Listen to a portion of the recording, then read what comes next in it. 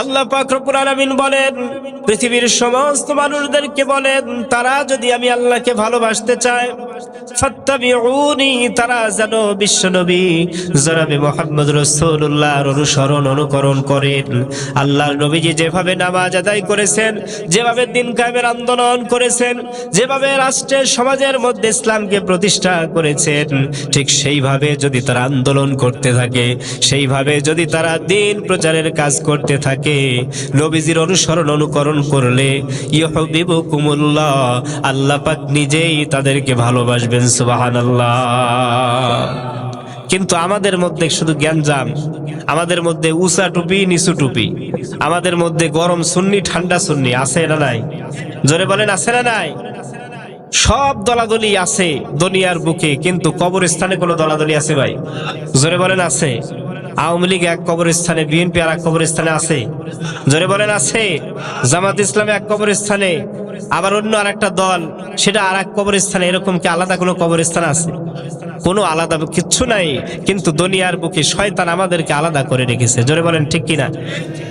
আল্লাহ পাক রব্বুল আলামিন বলেন, ইন্নাল্লাযীনা ফাররাকু দীনাহুম শিয়া, দ্বীনের মধ্যে যারা ফারাক সৃষ্টি করে, ব্যবধান সৃষ্টি করে, ডিভাইডেড তৈরি করে, এদের চাইতে নিকৃষ্ট লোক আর দুনিয়ার জগতে কেউ নাই। কথা বলেন, ঠিক কিনা? আমাদের প্রভু এক, এক নবীর উম্মত, জীবন বিধান এক, ওই শিবানী কোরআন। জোরে বলেন, ঠিক কিনা? আমাদের প্রভু এক, এক নবীর উম্মত, জীবন বিধান এক, ওই শিবানী কোরআন। তবে কেন এক নাও হে মুসলমান, এক হও করিয়া আহ্বান। তবে কেন এক নাও হে মুসলমান, এক হও করিয়া আহ্বান। চিল্লায় বলেন, ঠিক না বেঠিক? বাইতুল্লাহ এক, মদিনা শরীফ এক, উহুদ পাহাড় এক, বদরের মাঠ এক। জোরে বলেন, ঠিক কিনা? বাইতুল্লাহ এক, মদিনা শরীফ এক, উহুদ পাহাড় এক, বদরের মাঠ এক। একটা তো জীবন আর মরণ যে একটাই, সকলের তরে আছে একই স্থান। তবে কেন এক নও হে মুসলমান, এক হও করিয়া আহ্বান। জোরে বলেন, ঠিক কিনা? লিল্লাহি তাকবীর। আল্লাহ পাক কবুল করুন, বলেন আমিন। সবাই যদি এক হয়, পৃথিবীতে কোনো ইহুদি নাসারা, কোনো খ্রিস্টান বৌদ্ধ কোনোদিন মুসলমানের ক্ষতি করতে পারবে না। জোরে বলেন, ঠিক কিনা?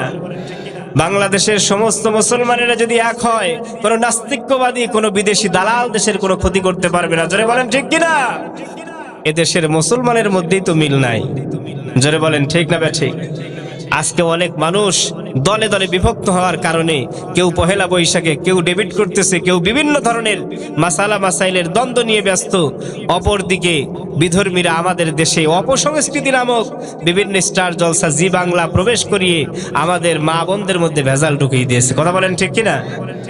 কিছু আলেম যদি আজকে এই মোবাইলে, ইউটিউবে ভালো ভালো কথা যদি প্রচার না করতেন, তাহলে পুরা ইলেকট্রনিক মিডিয়া, প্রিন্টিং মিডিয়া সবকিছু বিধর্মীরা যেভাবে গ্রাস করে নিয়েছিল, সারা দেশের মধ্যে একটা অরাজকতা সৃষ্টি হয়ে যেত। কথা বলেন, ঠিক কিনা? আমাদেরকে সজাগ থাকতে হবে। বন্ধুরা আমার, ভাইয়েরা আমার, বিশ্বনবী দ্বীনের দাওয়াত দিতেছেন। একজন মানুষকে, একজন ইহুদি পণ্ডিতকে আল্লাহর নবীজি দাওয়াত দিতে গেলেন। আল্লাহর নবীজি দাওয়াত দিতে যেতেছেন। এইবার ইহুদি পণ্ডিত ডেকে বলেন, হে মুহাম্মদ বিন আব্দুল্লাহ, আমি তোমাকে কেন নবী মানতে যাব? বিশ্ব নবীজি বলেন, আমি আল্লাহর নবী, তুমি কি প্রমাণ চাও? ইহুদি বলেন, আমিও তো আমার ধর্মের একজন পণ্ডিত, তোমাকে 3টি প্রশ্ন করতে চাই। এই 3টি প্রশ্নের জবাব দিতে পারলে আমি তোমাকে আল্লাহর নবী বলে মেনে নেব। আল্লাহ রাসূল বললেন, কি প্রশ্ন বলো? আল্লাহ চাইলে আমি উত্তর দেব, আমি তো দুনিয়ার কোনো মাস্টারের কাছে কাছে পড়ি নাই, একমাত্র আল্লাহ তাআলাই যদি ইচ্ছা করেন আমাকে অন্তরে দিয়ে দিবেন, আমি তোমাকে বলে দেব। সুবহানাল্লাহ। বন্ধুরা আমার, ভাইরা আমার, লোকটি সঙ্গে সঙ্গে প্রশ্ন করলো, মুহাম্মদ বিন আব্দুল্লাহ, আমাদের কিতাব অনুযায়ী তোমাকে প্রশ্ন করতে চাই। এই প্রশ্নের জবাব কিতাবের জ্ঞান ছাড়া কোনো মানুষ দিতে পারবে না। তুমি যদি জবাব দিতে পারো তবেই তোমাকে নবী বলে মেনে নেব। এক নাম্বার প্রশ্ন হলো, জান্নাতের মধ্যে সর্বপ্রথম কোন শ্রেণীর মানুষেরা কিয়ামতের দিন সবার আগে প্রবেশ করবে? এই কথাটা সঠিকভাবে বলতে পারলে আমি ঈমান গ্রহণ করব। সুবহানাল্লাহ। এখন আল্লাহর রাসূল ছাড়া এই প্রশ্নের জবাব দেওয়ার সাধ্য কোনো ব্যক্তির আছে? জোরে বলেন, আছে নাকি? দুই নাম্বার প্রশ্নের জবাব হলো, দুই নাম্বার প্রশ্ন হলো এটা, দুনিয়ার জগৎ থেকে জান্নাতে প্রবেশকারী ব্যক্তিদেরকে সর্বপ্রথমে আল্লাহ পাক রব্বুল আলামিন কোন খাবার দিয়ে তাদের মেহমানদারি করবেন? এই প্রশ্নের জবাবটা তোমাকে দিয়ে দিতে হবে। তিন নাম্বার প্রশ্ন হলো এটা, হাসরের ময়দানে যখন কিয়ামত সংগঠিত হয়ে যাবে, কিয়ামত হওয়ার পরে হাসরের ময়দানে মানুষ একটি নির্দিষ্ট জায়গায় দাঁড়াবে, যখন সূর্যের আলো থাকবে না, অন্ধকারে নিমজ্জিত হয়ে যাবে, ঠিক ওই সময় কোন জায়গায় মানুষ দাঁড়াবে? এই তিনটি প্রশ্নের জবাব দিতে পারলে আমি কালেমা পড়ে মুসলমান হয়ে যাব। সুবহানাল্লাহ। এই প্রশ্নের জবাব জানার দরকার আছে না নাই? জোরে বলেন, আছে না নাই? অবশ্যই আমরা জানবো। জানবো কি জানবো না? আমরা অবশ্যই জানবো। বন্ধুরা আমার, ভাইরা আমার, বিশ্ব নবীজিকে সকল ক্ষেত্রে আদর্শ হিসেবে মেনে নিতে হবে। নেতা হিসেবে বিশ্ব নবীজি কতটা সফল নেতা ছিলেন একটা দৃষ্টান্ত দিতে চাই। এক নাম্বার দৃষ্টান্ত হলো, আল্লাহর নবীজি মসজিদে নববীর মধ্যে বসে আছেন, একজন এতিম সন্তান বিশ্ব নবীজির কাছে হাজির। আল্লাহর নবীজিকে ডেকে বলেন, ইয়া রাসূলুল্লাহ, ইয়া হাবিবাল্লাহ, এই মদিনা নগরীর মধ্যে আমার একটি ছোট্ট বাগান আছে। এই বাগানের মধ্যে অল্প কিছু খেজুরের গাছ। আমি যখন বৃষ্টি হয় আমার খেজুরগুলো ভেসে অন্য বাগানের মধ্যে প্রবেশ করে, চিনতে পারি না। এজন্য সুন্দর করে বাগানটাকে আমি চতুর্দিক থেকে প্রাচীর দিতে চাই। এই প্রাচীর দিতে গিয়ে আমার পার্শ্ববর্তী বাগানের মালিক আবু লুবাবা নামে একজন ব্যক্তি, ওই ব্যক্তির বাগানের একটি গাছ প্রতিবন্ধকতা সৃষ্টি করেছে। আমি তার কাছে অনুরোধ করেছি, সে যদি টাকায় বিক্রি করে টাকা দিয়ে আমি কিনে নিতে রাজি, সে যদি আমাকে দান করে আমি নিয়ে নিতে রাজি, গাছের বিনিময়ে সে যদি গাছটি দিয়ে দেয় তবু আমি রাজি। কিন্তু আল্লাহর বান্দা আবু লুবাবা কোনো বিষয়েই এই গাছ দিতে আল্লাহর বান্দা রাজি হয় না। নবীজির কাছে আসলেন, বিচার দিলেন যে, হে রাসূল, আপনি এই সমস্যার সমাধান করেন। আপনি ছোট্টবেলায় এতিম ছিলেন, আমি এই এতিম একটি সন্তান, সবেমাত্র যুবক হয়েছি, আমি আপনার কাছে বিচার নিয়ে আসলাম, দয়া করে সমস্যার সমাধান করে দেন। আল্লাহর রাসূলের মনের মধ্যে মায়া জাগলো, অন্তরে খারাপ লাগতে লাগলো। আল্লাহ রাসূল সঙ্গে সঙ্গে আবু লুবাবাকে ডেকে বললেন, আবু লুবাবা, আমি মদিনার প্রেসিডেন্ট, মদিনার দায়িত্বশীল, তুমি কি এটা মানো? আবু লুবাবা বললেন, অবশ্যই মানি। তাহলে তুমি আমার কথা মতো এই ছেলেটিকে গাছটা দান করে দাও। সুবহানাল্লাহ। বন্ধুরা আমার, ভাইরা আমার, কিন্তু আবু লুবাবা প্রচন্ড দুর্ভাগ্যশীল। লোকটি বিশ্ব নবীজির মুখের উপরে বলল, ইয়া রাসূলুল্লাহ, ইয়া হাবিবাল্লাহ, সকল ধর্মীয় বিষয় আপনার সিদ্ধান্ত অনুযায়ী মেনে নেব, কিন্তু আমি এই গাছ দেওয়ার ক্ষেত্রে আপনার এই সিদ্ধান্ত আমি মেনে নিতে পারলাম না। নাউজুবিল্লাহ। আজকেও সমাজের অনেক মানুষ সিদ্ধান্তর ক্ষেত্রে, ইবাদতের ক্ষেত্রে বিশ্ব নবীজির সিদ্ধান্ত মেনে নেয়, কিন্তু বিভিন্ন পারিবারিক তন্ত্র, রাজনৈতিক তন্ত্র, সকল ক্ষেত্রে আল্লাহর নবীজিকে নেতা বলে মানতে রাজি নাই। এমন লোক সমাজে আছে না নাই? জোরে বলেন, আছে না নাই? সুন্নত তরিকা, সুন্দর চলাফেরা, সবকিছু ঠিক আছে, নামাজে সবার আগে, কিন্তু আল্লাহর রাসূল নেতা ছিলেন এই কথা মানতে মোটেও রাজি নাই। এরকম লোক সমাজে আছে না নাই? জোরে বলেন, আছে না নাই? আছে, অনেক আছে। আবু লুবাবা ডেকে বলেন, ইয়া রাসূলুল্লাহ, আমি আপনার এই কথা মানতে পারলাম না। অনেক মানুষের সামনে বিশ্ব নবীজিকে অ্যাভয়েড করলেন। আল্লাহ নবীজির মনটা মলিন হয়ে গেল। নবীজির সঙ্গে সঙ্গে বলেন, আবু লুবাবা, আমি যদি তোমাকে এই বাগানের বিনিময়ে, এই একটি গাছের বিনিময়ে জান্নাতে একটি বাগান উপহার দিতে চাই, এর বিনিময়েও কি তুমি একটা গাছ ওই সন্তানকে দান করবে না? সুবহানাল্লাহ বললেন না? একটা গাছ যদি তুমি এতিম সন্তানকে দান করো, আমি মুহাম্মদ রাসূলুল্লাহ সাল্লাল্লাহু আলাইহি সাল্লাম কথা দিলাম কিয়ামতের দিন আল্লাহ পাকের দরবারে জান্নাতে একটি খেজুরের বাগান তোমাকে পাইয়ে দেওয়ার যাবতীয় ব্যবস্থা আমি করব। জোরে বলেন আল্লাহু আকবার। সম্মানিত ভাইয়েরা, এখন কথা হলো, আবু লুবাবার জন্য যদি নবীজি জান্নাতে একটি বাগান দেন, তাহলে আবু লুবাবা থাকবে কোথায়? জান্নাতে না জাহান্নামে? জোরে বলেন, জান্নাতে না জাহান্নামে? এই কথার মধ্যে কত সুন্দর একটি কথা আছে, জীবনের পরিবর্তনের কথা আছে। আবু লুবাবা বসে নাই, ঘাড় তেরা মানুষ সমাজের মধ্যে এখনো আছে। কথা বলেন ঠিক কিনা? সেই লোকটা বলল যে জান্নাতে কি পাবো নাকি পাবো না ওইটার চিন্তা আমার নাই, কিন্তু ইয়া রাসূলুল্লাহ আমি গাছ দিতে পারবো না। জোরে বলেন নাউজুবিল্লাহ। আজকে ওয়াজ শেষে দেখা যাবে জান্নাতের মধ্যে ঘর আল্লাহ নির্মাণ করবেন, এই কথা বিশ্ব নবীজির হাদিস অনুযায়ী জানানো হবে, কিন্তু শোনার পরে অনেক মানুষ পকেট থেকে টাকা বার করতে অনেক কষ্ট পাবে, কেউ দিতে চাইবে না। ওই আবু লুবাবার মতো গাড় তেরা লোক আছে, এটা নাই? জোরে বলেন আছে না নাই?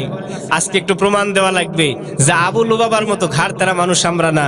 বিশ্ব নবীজির এই সুন্নাহ, বিশ্ব নবীজির এই হাদিসের উপরে সকলে ঈমান রেখে ইয়াকিন রেখে আমরা আল্লাহর রাস্তায় এই মসজিদের উন্নয়নের জন্য দান করব। রাজি আছেন তো ইনশাআল্লাহ? কারা কারা দান করবে একটু হাত উঁচু করে দেখান। লিল্লাহে তাকবীর। হাত তোলেন ভাই, সবাই হাত তোলেন। নারায়ে তাকবীর, লিল্লাহে তাকবীর, নারায়ে তাকবীর। আল্লাহ সবার হাতকে কবুল করুন, বলেন আমিন। সম্মানিত ভাইরা, আবু লুবাবা জান্নাতে বাগান পায় নাই, কিন্তু তার পাশের একজন ব্যক্তি, মদিনার শ্রেষ্ঠ বাগানের মালিক হযরত দাহদা রাদিয়াল্লাহু তাআলা আনহু সঙ্গে সঙ্গে বিশ্ব নবীজিকে বললেন, ইয়া রাসূলুল্লাহ, এই সুযোগ কি আবু লুবাবা ছাড়া আর কারো নেওয়ার সুযোগ আছে? আল্লাহর রাসূলের মনটা মলিন। উনি বললেন যে হ্যাঁ দাহদা, যদি আর কেউ নিতে চায় এই একটি গাছের বিনিময়ে আমি যেহেতু বিশ্ব নবী কথা দিয়েছি, অবশ্যই জান্নাতে তাকে একটি বাগান উপহার দেব। জোরে বলেন সুবহানাল্লাহ। বন্ধুরা আমার, ভাইয়েরা আমার, হযরত দাহদা রাদিয়াল্লাহু তাআলা আনহু সঙ্গে সঙ্গে আবু লুবাবাকে উদ্দেশ্য করে বললেন, আবু লুবাবা, বিশ্ব নবীজি জান্নাতের মধ্যে একটি গাছের বিনিময়ে বাগান দিবে নিবে না? আমি আবু লুবাবাকে যদি আমার সবচাইতে উৎকৃষ্ট মানের বাগান, মদিনা নগরীর শ্রেষ্ঠ বাগানটা যদি দিয়ে দিতে চাই। হযরতে দাহদা রাদিয়াল্লাহু তাআলা আনহুর কথা শুনে আবু লুবাবার চোখটা কপালে উঠে গেল। আবু লুবাবা বলল, তোমার বাগান তো সেই বাগান যেই বাগান কেনার জন্য মদিনার সকল মানুষ পাগল, যেই বাগানের মধ্যে 600টি গাছ রয়েছে। মদিনার শ্রেষ্ঠতম বাগান তোমার। শুধু গাছই নাই, মদিনা নগরীর মরুভূমির মধ্যে গাছের বাগানের মধ্যে একটা ইটের তৈরি বাড়িও রয়েছে। হযরতে দাহদার সে বাড়িটাও কি তুমি আমাকে দান করবে? বলে হ্যাঁ, সেটাও দিয়ে দেব। সুবহানাল্লাহ। শুধু তাই নয়, তোমার ওই বাগানের মধ্যে একটা সুবিশাল কূপ রয়েছে মিষ্টি পানির, সেই কূপটাও কি তুমি আমাকে দিয়ে দেবে? বলে হ্যাঁ, তাও দিয়ে দেবো। জোরে বলেন আল্লাহু আকবার। সব কিছুর বিনিময়ে আমি জান্নাতে বাগান চাই। আবু লুবাবা খুশিতে বাকবাকুম হয়ে গেছে, আনন্দে উদ্ভাসিত হয়ে যেতেছে। আবু লুবাবা বলে, একটা গাছ কেন, আরো 10টা গাছ যদি লাগে তবুও দেব। হযরতে দাহদার বাগানটা আমি নিয়েই ছাড়বো। জোরে বলেন নাউজুবিল্লাহ। দুনিয়ার সম্পদ দেখে পাগল, কিন্তু বিশ্বাসের যে সম্পদ আছে আখিরাতে, ওই সম্পদের সে প্রত্যাখ্যান করলো। বিশ্ব নবীজি খুশি হয়ে গেলেন। আল্লাহর রাসূল বারবার বলতেছিলেন, আমার দাহদা জান্নাতে বাগান পেয়ে গেল, আমার দাহদা জান্নাতে বাগান পেয়ে গেল। চিল্লায় বলেন আল্লাহু আকবার। আল্লাহু আকবার,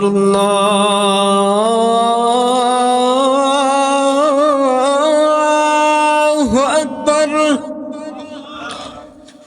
আল্লাহু আকবার, আল্লাহু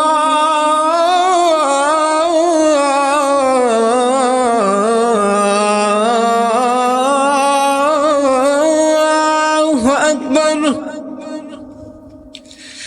আশহাদু আন লা ইলাহা ইল্লাল্লাহ,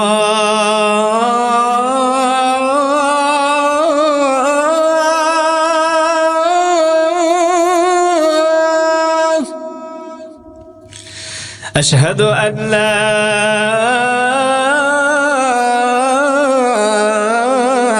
إله إلا الله،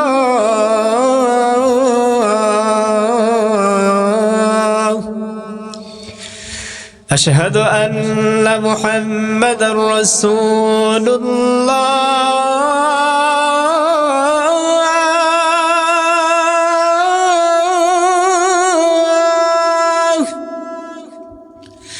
আশহাদু আন্না মুহাম্মাদার রাসূলুল্লাহ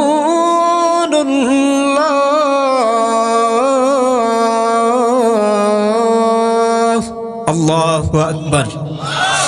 সম্মানিত ভাইরা, পুরাপুরি আজান দেয়া যাবে না, কারণ রাত্রে মানুষ চিন্তা করে যে ফজরের আজান মনে হয়ে গেছে। কথা বলেন ঠিক কিনা? সম্মানিত ভাইরা, যুবক ভাইরা, আমরা আমাদের চরিত্রকে হেফাজত করব। কথা বলো ঠিক কিনা? আমরা গভীর রাত্রিতে আমরা অপরিচিত কোনো মেয়ের সঙ্গে আমরা চ্যাটিং করব না, কোনো পর নারীর সঙ্গে আমরা কথা বলবো না। কথা বলেন ঠিক না ঠিক? আর মেয়েদেরকেও বলছি, 4টি কাজ যদি মেয়েরা করে তাহলে আল্লাহ পাক তাদের জন্য জান্নাতের 8টি দরজা উন্মুক্ত করে দিবেন। জোরে বলেন সুবহানাল্লাহ। নাম্বার 1, মেয়েরা 5 ওয়াক্ত নামাজ সঠিক সময়ে বাড়িতে নামাজ আদায় করবে। নাম্বার 2, রমজানুল মোবারকের সিয়াম সাধনা যথাযথভাবে তারা করবে। 3 নাম্বার হচ্ছে মেয়েরা তাদের চরিত্রের হেফাজত করবে, পর্দায় থাকতে হবে, এটা বাধ্যতামূলক। কথা বলেন ঠিক না ঠিক? ঢাকা বিশ্ববিদ্যালয়ের নর্তকীদের মতো তারা যেন কখনোই নিজের শরীরকে দুলিয়ে আর রং মেখে তারা হোলি খেলায় লিপ্ত না হতে পারে, এই কাজ থেকে আমাদেরকে সেফ থাকতে হবে। কথা বলো ঠিক কিনা? সর্বশেষ স্বামীর আনুগত্যশীল হতে হবে, স্বামীর কথা মানতে হবে। বিশ্ব নবীজি বলেছেন, এই পৃথিবীতে যদি কোনো মানুষকে সিজদা করার জন্য কোনো মানুষকে বলা হতো, তাহলে অবশ্যই আমি বলতাম মেয়েরা যেন তার স্বামীকে সকাল সন্ধ্যায় সিজদা করে। জোরে বলেন আল্লাহু আকবার। কিন্তু আল্লাহ ছাড়া কারো কাছে মাথা নত করার বিধান নাই। তার মানে বোঝা গেল স্বামীর মর্যাদা কম না বেশি? জোরে বলেন কম না বেশি? সেই স্বামীর কথা মেনে চলতে হবে, স্বামীর হুকুম মেনে চলতে হবে, তার সন্তুষ্টি অর্জন করে চলতে হবে। এই 4টি কাজ যদি কোনো মেয়েরা করে, আল্লাহর রাসূল বলেছেন যে তাদের জান্নাতের 8টি দরজা তাদের জন্য উন্মুক্ত করে দেওয়া হবে। জোরে বলেন সুবহানাল্লাহ। বন্ধুরা আমার, ভাইরা আমার, সংক্ষিপ্তভাবে যে 2টি কথা রেখে দিয়েছিলাম, 1 নাম্বার বিষয় হলো এই 2 জনের মধ্যে শ্রেষ্ঠতম ব্যক্তি, শ্রেষ্ঠতম মহিলা কোন ব্যক্তি, এটা জানার দরকার আমাদের আছে। কারণ এই 2 জনের মধ্যে একজন ব্যক্তিকে আল্লাহ পাক রব্বুল আলামিন বিশ্ব নবীজির কারণে মর্যাদা দিবেন। সুবহানাল্লাহ। হযরতে ফাতিমাতুজ জোহরা রাদিয়াল্লাহু তাআলা আনহা বলেন, আম্মা জান আয়েশা সিদ্দিকা। 3য় নাম্বার বিষয় হলো এই পৃথিবীর জগতে আমার মর্যাদা আল্লাহ দিয়েছেন। এই দুনিয়ার জগতে আল্লাহ অনেক নবী রাসূল দান করেছেন, কিন্তু সকল নবী রাসূলের সাহাবাদেরকে আল্লাহ পাক রব্বুল আলামিন দুনিয়ার জগৎ থেকেই জান্নাতি হওয়ার সুসংবাদ দান করেন নাই। কিন্তু এই পৃথিবীর জগতে আমার পিতা বিশ্ব নবী জনাবে মুহাম্মদ রাসূলুল্লাহ সাল্লাল্লাহু আলাইহি সাল্লাম শুধুমাত্র তিনি একমাত্র নবী যার সাহাবীদের মধ্য থেকে 10 জন আশারায়ে মুবাশশারা, যাদেরকে আল্লাহ পাক রব্বুল আলামিন দুনিয়ায় থাকতে জান্নাতি ঘোষণা করেছেন। সুবহানাল্লাহ। তার মধ্যে অন্যতম ব্যক্তি যিনি, তিনি আমার স্বামী হযরতে আলী রাদিয়াল্লাহু তাআলা আনহু। জোরে বলেন সুবহানাল্লাহ। হযরতে আলীর মর্যাদা কত বেশি! হযরতে আলীকে আল্লাহ পাক কাফেরদের জন্য বাঘ হিসেবে আল্লাহ দুনিয়াতে দান করেছিলেন। জোরে বলেন সুবহানাল্লাহ। হযরতে আলীর কত মর্যাদা আছে, আমরা সেদিকে যাব না। অবশেষে সর্বশেষ আম্মা জান আয়েশা সিদ্দিকা এবার বললেন যে, হে মা, সব দিক থেকে আপনার মর্যাদা বেশি, সব ঠিক আছে, কিন্তু একটা দিক আপনি একটু বিবেচনা করেন। কিয়ামতের ময়দানে, মুসিবতের দিনে আপনি আল্লাহর দরবারে যখন উঠবেন, জান্নাতের ফয়সালা যখন হয়ে যাবে, তখন আপনি কার হাত ধরে জান্নাতে প্রবেশ করবেন একটু বলেন তো দেখি। সুবহানাল্লাহ বলবেন না?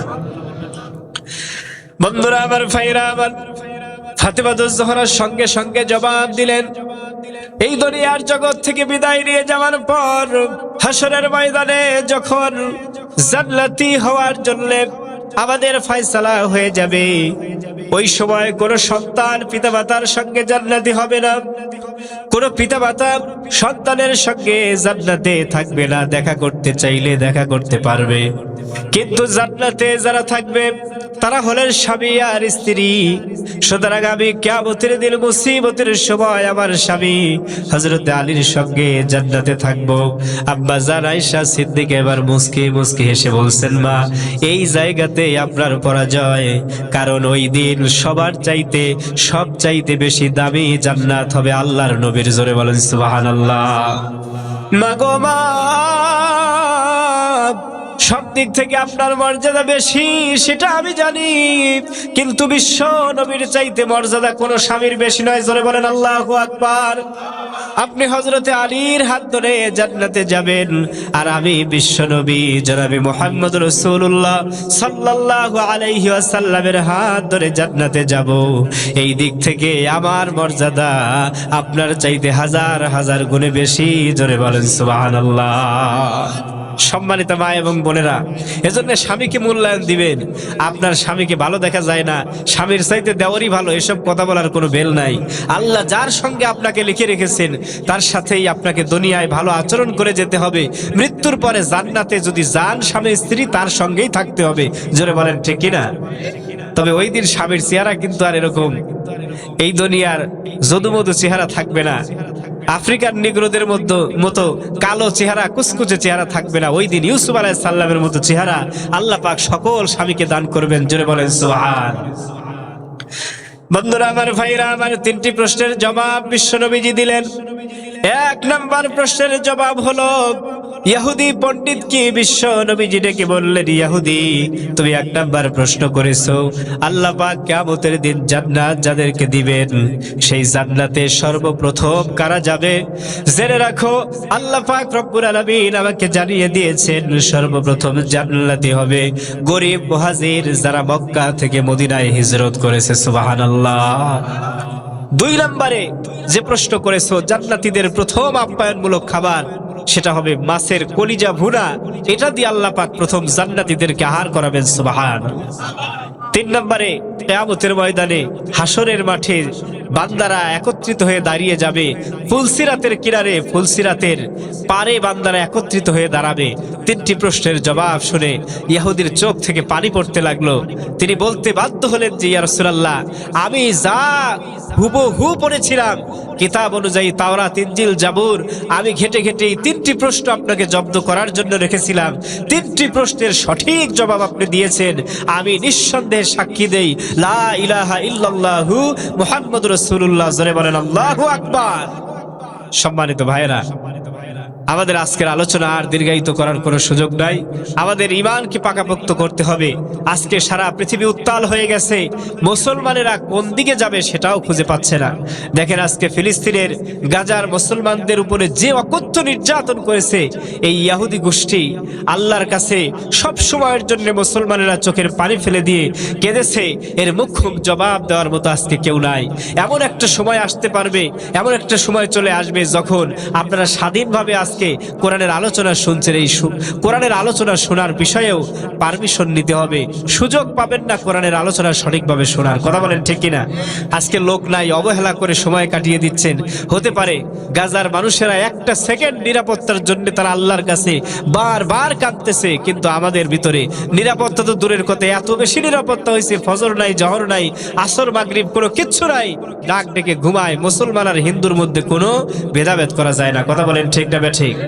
আমরা সকলেই 5 ওয়াক্ত নামাজ পড়বো তো ইনশাআল্লাহ? আমরা একটু হাত দেখতে চাই। লিল্লাহে তাকবীর। আল্লাহ আমাদেরকে মাফ করো, বলেন আমিন। আল্লাহ আমাদের জীবনের গুনাহগুলি মাফ করো, বলেন আমিন। আমাদের আব্বা আম্মাকে মাফ করো, বলেন আমিন। আল্লাহ দয়া করে জান্নাতে তুমি আমাদের জন্য ঘর নির্মাণ করো, বলেন আমিন। আল্লাহ দয়া করে তুমি আমাদেরকে ফিলিস্তিনের পক্ষে থেকে, গাজার মুসলমানদের পক্ষে থেকে কিয়ামতের ময়দানে তাদের পক্ষেই যেন উঠতে পারে সেই তৌফিক দান করো, বলেন আমিন। আল্লাহ ইহুদিবাদীদেরকে আল্লাহ দয়া করে হেদায়েত দান করো। যদি হেদায়েত নসিব না হয়, আল্লাহ দয়া করে তাদেরকে নূহ আলাইহিস সালামের জাতির মতো একেবারে চির অম্লান করে দাও, নিঃশেষ করে দাও। তাদের একটা টিকি পর্যন্ত যেন জীবিত না থাকে। সবাই বলে আল্লাহুম্মা আমিন। হাত নামান। আল্লাহ পাক আজকের আলোচনার যা কিছু শুনলাম, জানলাম, আমাদের সবাইকে আমল করার তৌফিক দান করুন, আমিন। আমরা সকলেই ফাতিহা শরীফ পড়ি। বিসমিল্লাহ সহকারে সূরা ফাতিহা পড়ি, সূরা ইখলাস পড়ি, কয়েকবার আস্তাগফিরুল্লাহ, কয়েকবার দরুদ শরীফ।